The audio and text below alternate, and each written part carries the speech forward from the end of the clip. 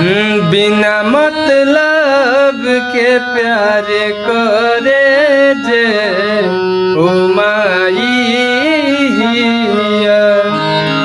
बिना मतलब के प्यार करे जे ओ माइया।